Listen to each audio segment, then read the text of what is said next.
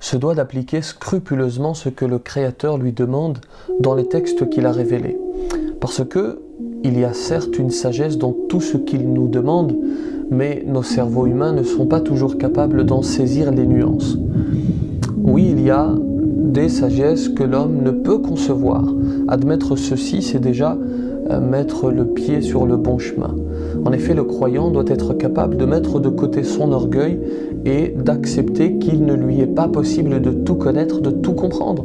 Écraser son ego devant l'infinie sagesse du divin, voilà une action sur laquelle le croyant se doit de travailler. Il y a cependant des questions comme celles que nous nous posons aujourd'hui, auxquelles nous pouvons tout à fait répondre. La sagesse est ici humainement compréhensible et est même révélée dans le Coran. Mais avant tout, j'aimerais que l'on se pose une autre question qui peut vous paraître particulière. L'alcool est-il vraiment interdit en islam ? Sacrilège, me direz-vous, qu'arrive-t-il à l'imam ? Du calme, je vous explique bien sûr. Cette question, certains se la posent parce que dans le Coran, Dieu dit ceci. Ya ayyuhalladhina amanu innamal khamru wal maysiru wal ansabu wal azlamu rijsun min amali shaytan. رجس من عمل الشيطان فاجتنبوه لعلكم تفلحون. Certains nous disent donc, ce sont leurs arguments, je ne les reprends pas à mon compte, je ne fais que les citer. Certains nous disent, Allah nous demande de nous en écarter, mais il ne parle pas d'interdiction. Or, lorsqu'il parle du porc, lorsqu'il évoque le porc dans le Coran, il dit ceci. إنما حرم عليكم الميتة والدم ولحم الخنزير وما أهل به لغير الله. Lorsqu'il s'agit du porc, notre Créateur parle clairement d'interdiction. Or, à propos de l'alcool, notre Créateur parle de s'en écarter. Alors qu'en est-il ? Alcool licite ou illicite ? Rassurez-vous, l'alcool est bien interdit, je n'allais pas dire le contraire, je vais le prouver d'ailleurs. Il s'agissait de revenir sur un argumentaire fallacieux qui circule. Cette interdiction de l'alcool s'est d'ailleurs faite de manière graduelle pour les compagnons du prophète, que la paix soit sur lui. On la voit, cette gradation, dans différents versets. Allah parle d'abord de grands péchés, puis d'interdiction pendant la prière, avant d'évoquer le fait de nous en écarter. Ensuite, dans le 3e verset, le Créateur parle de l'alcool comme d'une abomination, œuvre du diable, rijsum min amali shaytan, qui par définition est interdite. Vous imaginez bien que l'abomination, œuvre du diable, n'est pas autorisée.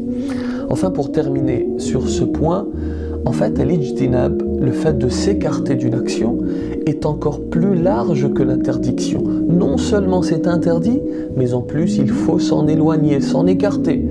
On pourrait faire le parallèle avec la fornication. Dieu dit dans le Coran, Wala taqrabu zina, ne vous approchez pas de la fornication. Le terme interdiction n'est pas utilisé ici, mais on comprend tout à fait qu'il s'agit bien d'une interdiction, et même plus que cela, puisqu'il s'agit même de ne pas s'en approcher. Ainsi, non seulement l'alcool est interdit, mais en plus, toutes les activités liées à cette boisson sont également interdites, comme indiqué dans la tradition prophétique authentique qui s'affiche à l'écran. Faites pause si vous souhaitez la lire. Alors pour quelle raison l'alcool est-il interdit en islam ? En fait, il y a une règle. Même s'il y a du bien dans une chose, lorsqu'elle comporte plus de négatif que de positif, elle devient interdite. C'est le cas pour l'alcool. Dieu dit dans le Coran, يسألونك عن الخمر والميسر قل فيهما إثم كبير ومنافع للناس وإثمهما أكبر من نفعهما.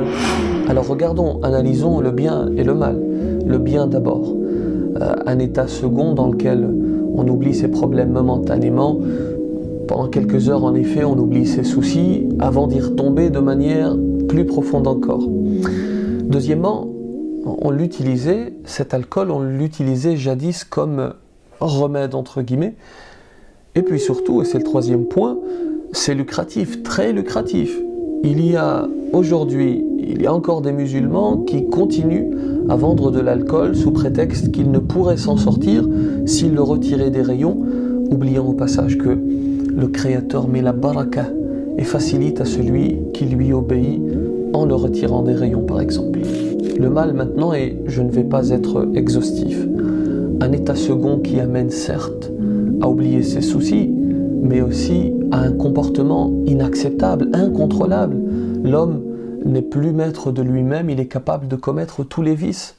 Il peut, en une fraction de seconde, briser une amitié, perdre son travail, voire perdre la vie.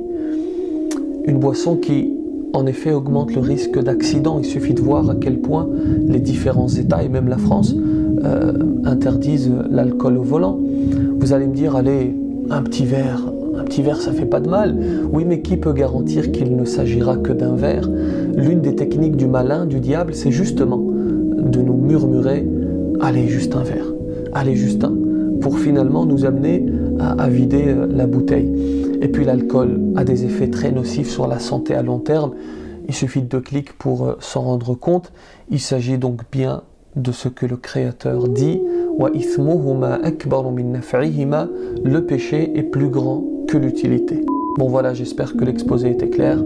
Vous êtes maintenant capable de répondre à votre collègue. N'hésitez pas à enrichir cet argumentaire dans les commentaires. Quant à moi, je vous laisse, je vais aller boire un verre de thé